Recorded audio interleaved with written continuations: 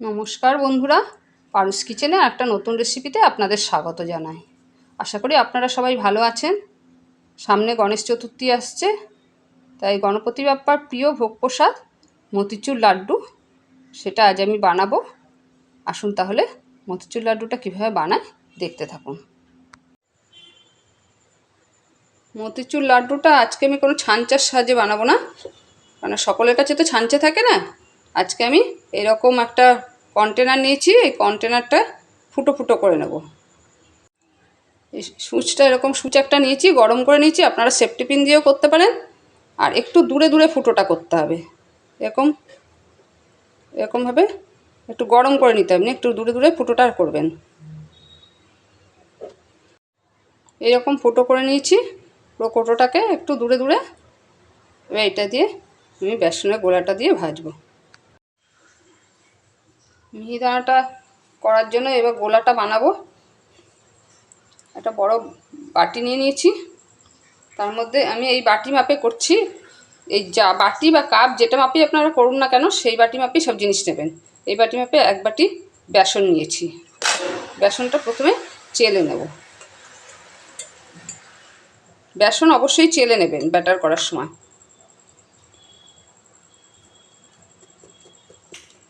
বেসনের ভেতরে কোনো দলা থাকলে তাহলে ভালো হবে না। বেসনটা সম্পূর্ণ চেলে নিয়েছি। এবার নর্মাল টেম্পারেচারে জল অল্প অল্প করে দিয়ে, এক বাটি জল নিয়েছি, অল্প অল্প করে দেবো, একবারে সব দেবো না। একবারে সব দিলে দলা পেকে গেলে আর কিন্তু ওই দলাগুলো ভাঙা যাবে না। অল্প অল্প করে দিয়ে গুলে নিতে হবে।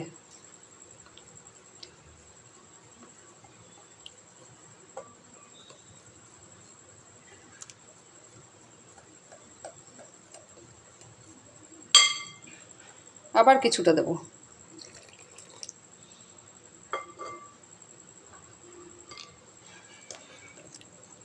অল্প অল্প করে জল দিয়ে দিয়ে খালি মেশাবো, একটা পাতলা ব্যাটার তৈরি করে নেব। আমি ওই বাটি মাপে এক বাটি জল নিয়েছিলাম, পুরো জলটাই দিয়ে দিয়েছি। দিয়ে এবার ব্যাটারের ঘনত্বটা ঠিক এরকম হবে। ভালো করে এই যে গায়ে একটু পাতলা করে লেগে থাকবে। এই যে এক বাটি বেসনের জন্য এক বাটি জল দিয়েছি। এবার বেসনের গোলাটাকে আধ ঘন্টা রেস্টে রেখে দেবো। কড়াইতে সাদা তেল বসিয়ে দিয়েছি। তেলটা মোটামুটি ভালো করে গরম করে নিতে হবে। প্রথমে এক ড্রপ দিয়ে দেখতে হবে ঠিকঠাক গরম হয়েছে নাকি।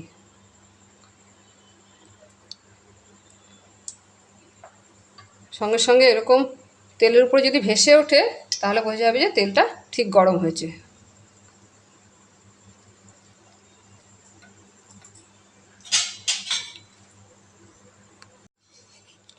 এবার তেলটার মধ্যে এই যে এরকম সে ফুটো ফুটো করা যে পাত্রটা নিয়েছিলাম, তার মধ্যে এক হাতা ব্যাটার দেবো, দিয়ে জোরে জোরে ঝাঁকাতে থাকবো।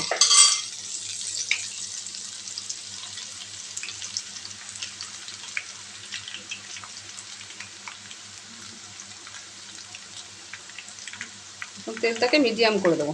ছোটো ছোটো হয়েছে, এটাকে 2-3 মিনিট মতো ভেজে নেব। 4 মিনিট মিডিয়াম আছে ভেজে নিয়েছি, হয়ে গেছে। এবার গ্যাসের ফ্লেমটা কমিয়ে দিয়ে তুলে নেব। খুব ছোটো ছোটো তো, খুব বেশি ভাজতে হবে না, অল্পতে তেলটা গরম থাকে তাড়াতাড়ি হয়ে যাবে। তেলটা ঝরিয়ে এইভাবে আবার আরেকবার দিয়ে দেখাচ্ছি। প্রতিবার দেওয়ার আগে কিন্তু আবার এরকম ভালো করে পরিষ্কার করে ধুয়ে নিতে হবে। যে পাত্রটা করে বানাবেন সেটাকে ধুয়ে নিয়ে আবার মুছে নিতে হবে। আর এক হাতা দিচ্ছি,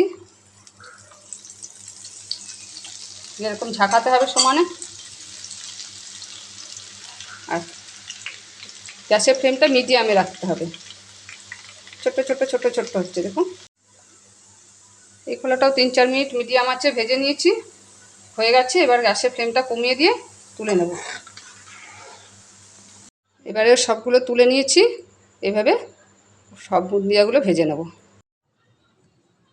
দেখুন বন্ধুরা, আমাদের মিহিদানাগুলো ভাজা হয়ে গেছে। এই ছোটো ছোটো বুন্দিয়াগুলো মতিচুর লাড্ডুর জন্য আর কীরকম আওয়াজ শুনেই বুঝতে পারছেন, এরকম মচমচে হয়েছে।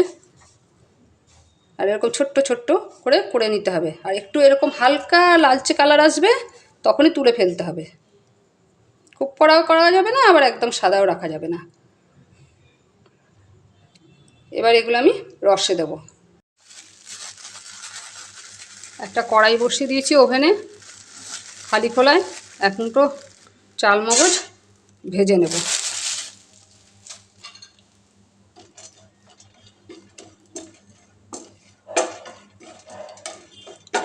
একটু মিনিট 2 ভেজে নেব। এরকম ভেজে নিয়েছি। এবার কাজুগুলো এরকম ছোটো ছোটো করে ভেজে ভেজে রেখেছিলাম, সেই কাজুগুলোকে একটু ড্রাই রোস্ট করে নেব। এটা একটুখানি হালকা ড্রাই রোস্ট করে নিলেই হবে।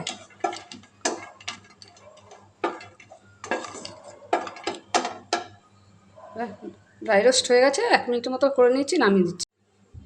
এবার আমি চিনির শিরাটা করে নেব। তার জন্য ওভেনে একটা কড়াই বসিয়ে দিয়েছি। আমি যেই বাটিটা করে বেসন নিয়েছিলাম সেই বাটিটারই 1 বাটি চিনি নিয়েছি। এই চিনিটা এবার দিয়ে দেবো কড়াইয়ের মধ্যে।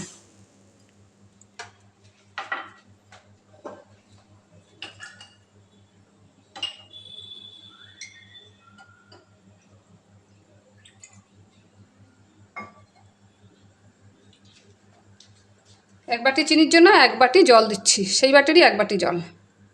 একই বাটি মেপে নেবেন, তবে ঠিক হবে।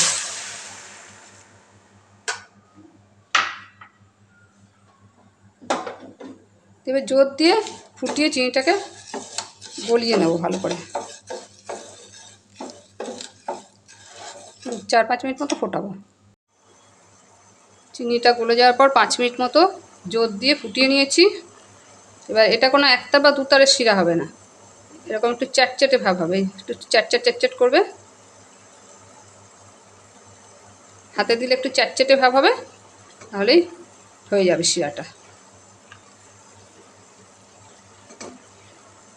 এবার শিরাটাকে মিডিয়ামে দিয়ে এর ভেতরে একটা পাতিলেবু রস করে রেখেছিলাম, সেটা দিয়ে দেবো।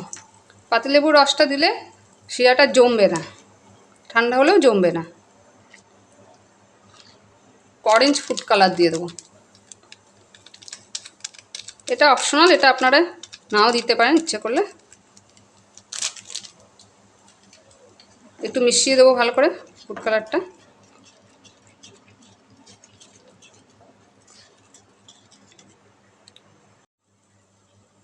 এবার এর মধ্যে ভাজা বুন্দিয়াগুলো দিয়ে দেবো।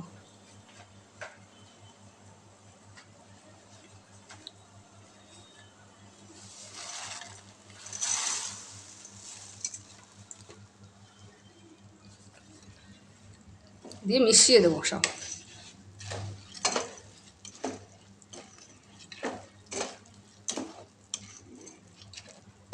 রসটা দিয়ে 4-5 মিনিট মতো ফুটিয়ে নেব মিডিয়াম আঁচ দিয়ে।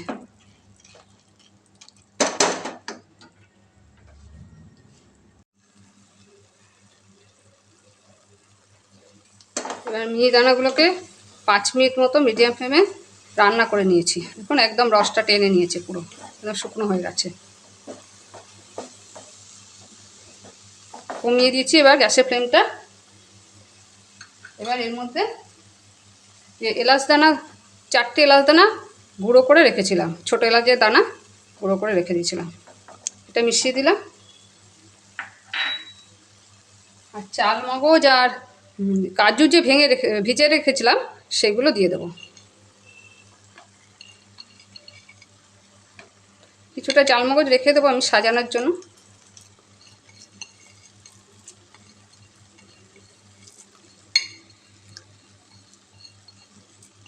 বাকিগুলো সব দিয়ে দিলাম,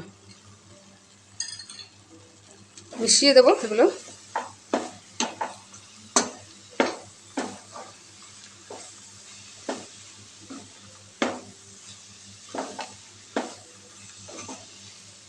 একদম শুকনো শুকনোই হয়ে গেছে প্রায়। আর দিলাম 2 চামচ ঘি, জমা ঘি। কলা ঘি হলে আর একটু বেশি, বড় চামচে 2 চামচ। ঘিটাকে এবার মিশিয়ে দেবো।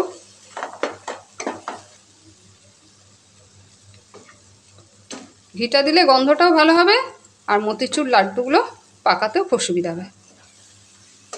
এবার সবগুলো আমি অফ করে দিচ্ছি, ঢাকা দিয়ে রেখে দেবো আমি 15 মিনিট মতো। মতিচুর লাড্ডুটা এবার পাকিয়ে নেব। একটা ঠান্ডা হয়ে গেছে, পাকানো খুবই সহজ।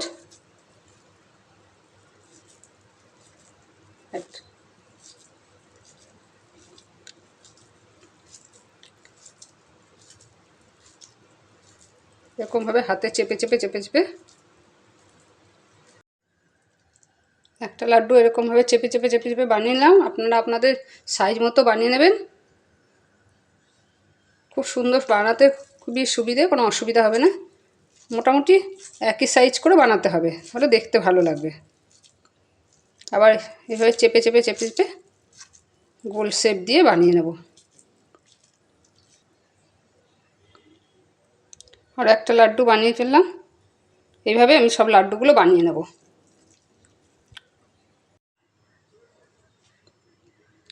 দেখুন বন্ধুরা, আমাদের মতিচুর লাড্ডু তৈরি হয়ে গেছে। আপনারাও এরকম গণেশ ঠাকুরের ভোগ হিসাবে নিবেদন করতে পারবেন নিজে হাতে বানিয়ে। খুব সুন্দর হয়, নিজে হাতে বানিয়ে দিতে পারলে ঠাকুরকে খুবই মনের শান্তি হয়। আমার এই রেসিপিটা যদি ভালো লাগে তাহলে আমার চ্যানেলে নতুন বন্ধু হয়ে থাকলে চ্যানেলটা সাবস্ক্রাইব করার অনুরোধ থাকলো। পাশে থাকা বেল আইকনটা প্রেস করে দেবেন, তাহলে আমার চ্যানেলে যখনই এরকম কোনো নতুন নতুন রেসিপি দেবো সঙ্গে সঙ্গে পেয়ে যাবেন। লাইক দেবেন, শেয়ার করবেন। আবার কথা হবে পরবর্তী রেসিপিতে। আজ তাহলে আসি।